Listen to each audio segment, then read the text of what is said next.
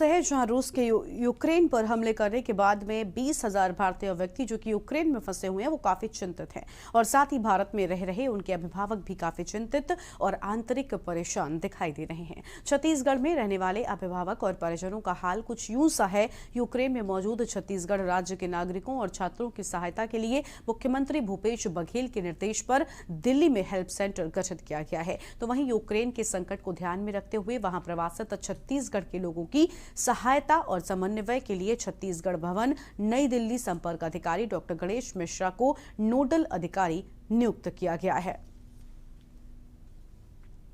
देखिए, राज्य सरकार सोई हुई है ना। राज्य सरकार को तो चिंता ही नहीं। मैंने कहा ना कि अगर उनको इतनी चिंता है तो यूक्रेन में फंसे हुए छत्तीसगढ़ के लोगों को कितनी आर्थिक मदद हम पहुंचा सकते हैं।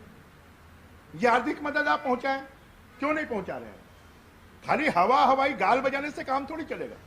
देखिए, सबसे पहली बात तो ये है कि हमारे बच्चे वहाँ फंसे हुए हैं और उसके लिए हमने नोडल अधिकारी नियुक्त किया है। लेकिन भारत सरकार की ओर से जैसे ही प्लेन की व्यवस्था होती है या कूटनीतिक जिस प्रकार से चर्चा होती है या पड़ोसी देशों में जाने की कोई व्यवस्था हो तो वहाँ से भी लाना पहले हमारे लिए प्राथमिकता है, हमारे बच्चों को।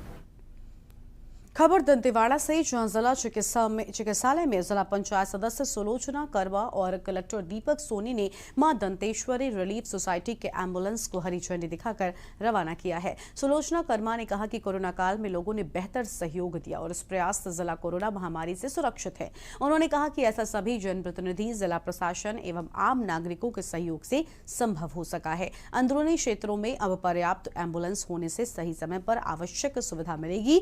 ऐसे ही आगे सभी के सहयोग एवं समन्वय से निश्चित रूप से किसी भी बीमारी या घटना को हराया जा सकता है।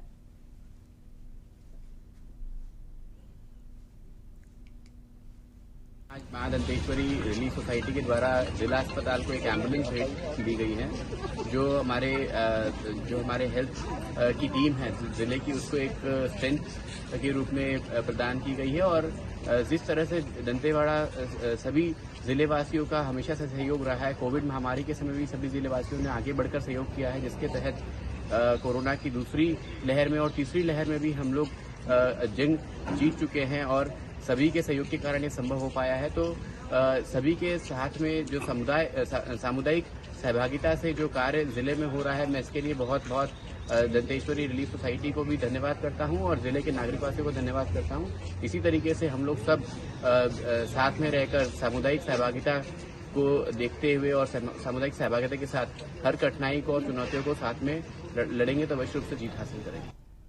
खबर बेमेतरा से है, जहां जिले में एक बार फिर से दिल दहला देने वाली और मानवता को शर्मसार कर देने वाली वारदात सामने आई है, जहां एक पिता ने अपने मासूम बेटे को मौत की घाट उतार दिया है और बेटे की उम्र महज 12 महीने की है, जिसको घर के बाहर खेत में ले जाकर कुल्हाड़ी से हत्या कर आरोपी फरार हो गया और वहीं हत्या में मासूम बच्चे का गला शरीर से अलग हो गया है। आज सुबह सूचना मिला चौकी चंदनू में कि शिव प्रसाद साहू ने अपने बच्चे जो कि 14 माह का है उसकी हत्या कर दी है। इसी सूचना पर से चंदनी चौकी के स्टाफ और थाना नांदघाट के स्टाफ और हमारे एसपी सर भी मौके पर पहुंचे थे और मर्ग कायम कर इसमें हत्या का अपराध दर्ज कर विवेचना में लिया है। आरोपी अभी हिरासत में है, उससे पूछताछ कर रहे हैं। खबर दंतेवाड़ा से, जहां कलेक्टर दीपक सोनी ने गुरुवार को विकास खंड गीदम अंतर्गत ग्राम बड़े कारली में स्थित स्वर्गीय श्री चमरू समन्वित कृषि प्रणाली फार्म हाउस का निरीक्षण किया। जिला खनिज संस्थान न्याय निधि अंतर्गत सतत आजीविका उपार्जन हेतु किए जा रहे मशरूम उत्पादन एवं प्रसंस्करण कार्य का निरीक्षण करते हुए मशरूम उत्पादन की बारीकियों को कलेक्टर दीपक सोनी द्वारा किसानों के साथ साझा किया गया है और साथ ही हितग्राही किसान राम प्रसाद बेकू, जिसने समन्वित कृषि प्रणाली से अपने बाड़ी में विभिन्न प्रकार के पौधों का रोपण किया है। दंतेवाड़ा जिले में हमारे अग्रणी किसान बंधु हैं, उनके खेतों में जाकर बाकी किसानों को प्रेरित करके और उनको भी उस राह पे अग्रसर करने के लिए प्रयास किया जा रहा है। तो आज जो किसान संगोष्ठी यहाँ पे कारली पंचायत में श्री राम प्रसाद वेको जी के खेत में संपन्न हुआ है कार्यक्रम, जिसमें कि क्षेत्र के पूरे ज़िले के हमारे किसान बंधु आए हैं और उन्होंने इनके खेत का दौरा किया। उन्होंने देखा किस प्रकार से इन्होंने अपने खेत में बेहतर से बेहतर उपज प्राप्त करने के लिए मेहनत की है और काफ़ी अच्छी आमदनी ये अर्जित कर रहे हैं। तो बाकी किसान बंधु भी इससे प्रेरित हों और फील्ड पर आकर उनको सीखने का मौका मिले और बहुत सारे प्रश्न उनके मन में जो रहते हैं उसका जवाब भी उनको फील्ड पे आकर मिल पाता है। तो ये जो कार्यक्रम है उसके तहत ये संचालित हुआ है। सीख रहा हूँ सर, मतलब 3-4 साल से सीख रहा हूँ। बहुत अच्छे से जो कुछ भी दिए हैं कृषि विभाग से दिए हैं, बाड़ी दिए हैं, बोर दिए हैं, जो नदी किनारे है सर उसमें सोलर भी लगा के दिए हैं, बाड़ी भी दिए हैं।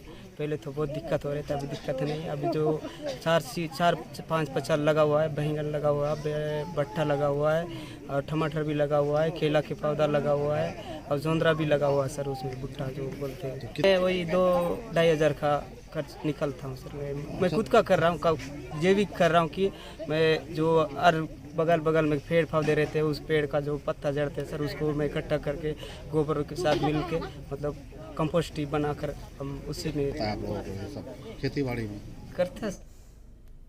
और अगली खबर शिवरी नारायण से है, जहां जिला जांजगीर चांपा अंतर्गत नगर पंचायत से पर्यटन सचिव अनबलगन पी ने राम वन गमन पथ का सघन निरीक्षण किया है और इस दौरान उन्होंने राम वन गमन परियोजना के प्रथम चरण के कार्यों, मुख्य प्रवेश द्वार, मूर्ति निर्माण, राम वन गमन पथ के अंदर घाट निर्माण का कार्य 31 मार्च तक पूरा करने के निर्देश दिए हैं। छत्तीसगढ़ पर्यटन मंडल के अध्यक्ष अटल श्रीवास्तव, छत्तीसगढ़ श्रम कल्याण बोर्ड के सदस्य श्रीमती मंजू सिंह, कलेक्टर जितेंद्र सिंह शुक्ला, पुलिस अधीक्षक डॉक्टर अभिषेक पल्लव, जिला पंचायत CEO गजेंद्र सिंह ठाकुर भी निरीक्षण के दौरान मौजूद थे। पर्यटन सचिव ने उक्त निर्माणाधीन कार्य का सघन निरीक्षण करते हुए संबंधित अधिकारियों को आवश्यक दिशा निर्देश भी दिए हैं।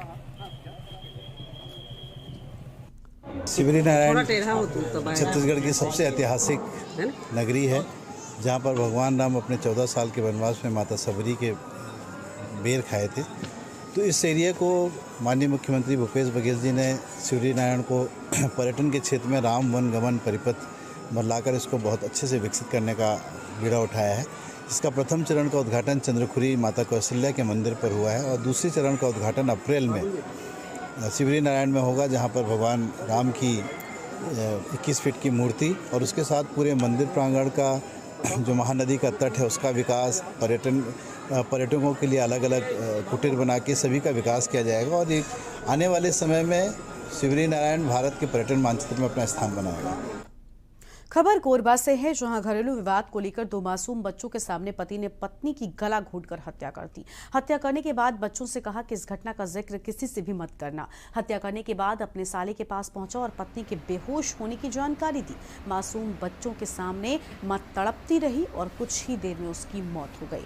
तो वहीं बच्चों ने रो रो कर घटना की जानकारी अपने मामा को दी है। मामला दीपका थाना अंतर्गत ज्योतिनगर में बीती रात सामने आया। सूचना मिलते ही पुलिस मौके पर पहुंची और पुलिस ने मामला दर्ज कर राजेंद्र गुप्ता को गिरफ्तार कर लिया है।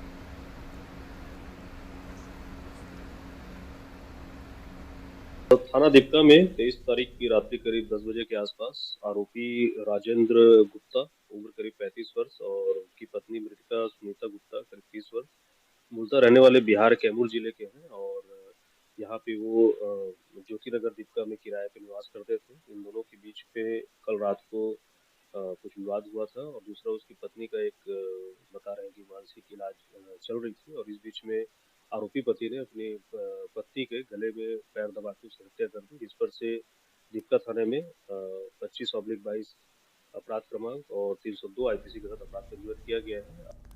खबर कोरबा से है, जहां SCL कर्मचारियों से मारपीट करने वाले 3 आरोपियों को पुलिस ने गिरफ्तार कर लिया है। तो वहीं मौके से एक आरोपी फरार हो गया है। आपको बता दें कि मामले की गंभीरता को देखते हुए पुलिस अधीक्षक कोरबा भोजराम पटेल ने आरोपियों को गिरफ्तार करने के निर्देश दिए थे और टीम गठित की गई थी। फिलहाल एक फरार आरोपी की तलाश भी शुरू की जा चुकी है।